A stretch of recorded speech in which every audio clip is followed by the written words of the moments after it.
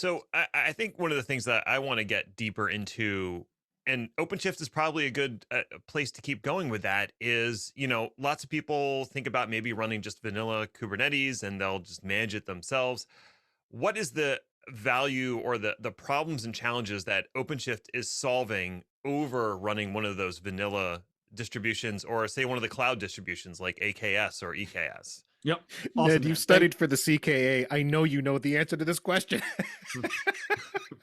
Sorry, Stu. Go ahead. Yeah, no, yeah. It's a phenomenal question, and something that the team that I actually have, we spend a lot of time on that. So first of all, let me say we have great partnerships with all the cloud providers.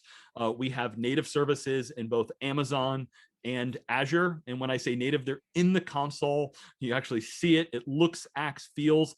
Buy it from the cloud provider. With Google, we have something that we can self-manage, that we manage for customers. So there are degrees of what is different about them. Because first of all, as I said, Kubernetes is at its core, it's a very thin layer. I interviewed Joe Betos, one of the people that created Kubernetes, started Heptio. He's now over at VMware.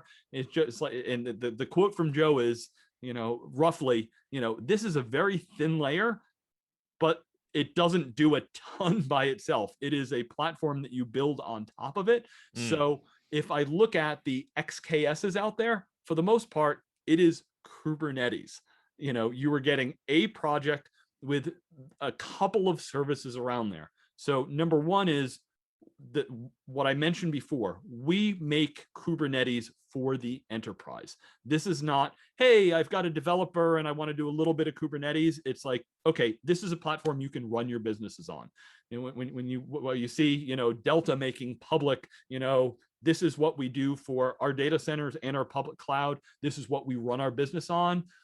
The role of Kubernetes is to help me build new apps and move faster and modernize what I have. So Kubernetes, just for your audience that might remember PaaS, one of the things we hear all the time is like, I don't want to use Kubernetes.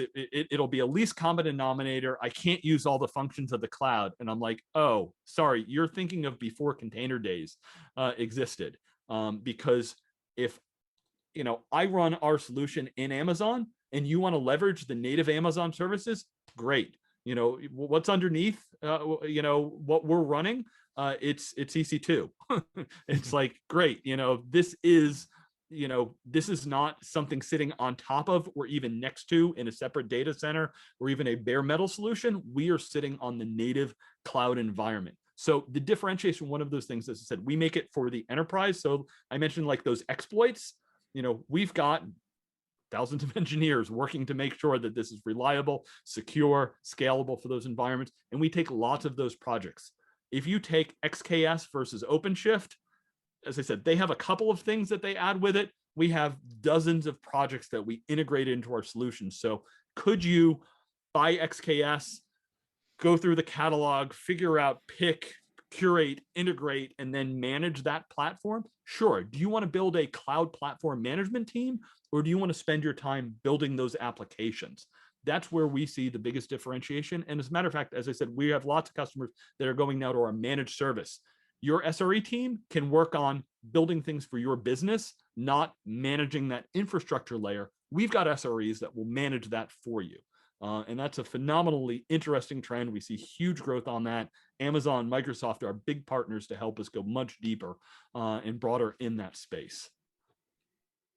Right. So again, we're moving up the stack here as an infrastructure person.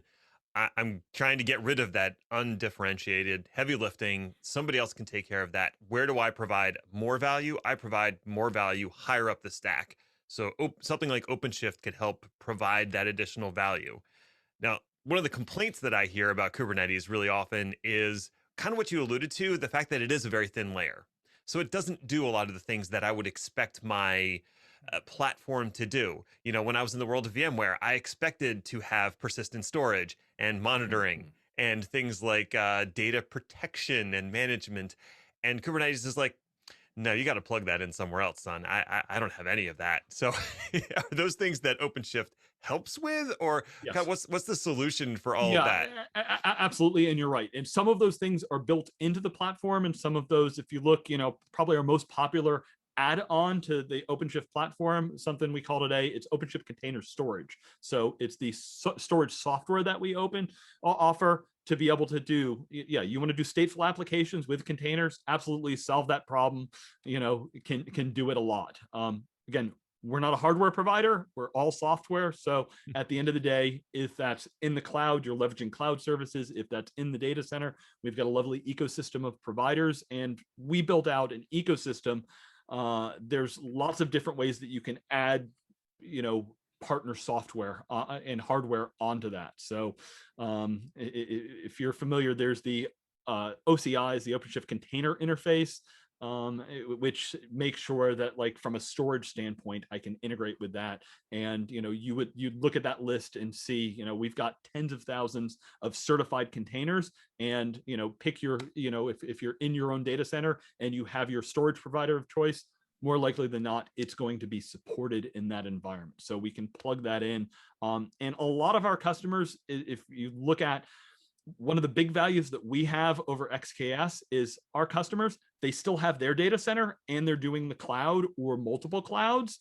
And while you see the public cloud providers starting to go into the data center, they're giving you, like, here's my stack. And by the way, we'll often be able to live on that stack too, because it's on our roadmap. You want to do an Amazon Outpost, you want to do an Azure stack.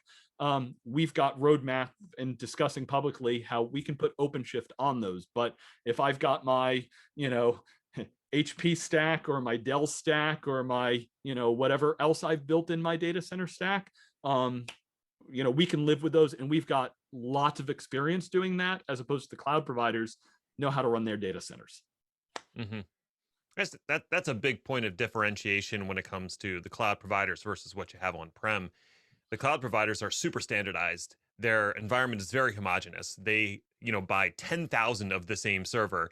Whereas your on-prem environment, you've got, 6 servers from Dell, another 20 from HP. Oh, there was a sale, or someone from IBM got in, or Lenovo got in at some point and sold you a bunch of Lenovo servers. You got those too. And you got 5 different storage arrays. Like, that's a confusing mess. Yes. The only counterpoint I would make for you is, if you were to say, okay, I want to build a server, if I go to Dell.com and build a server, or if I go to the AWS console and build a server in the cloud, Amazon's got more choices than Dell does.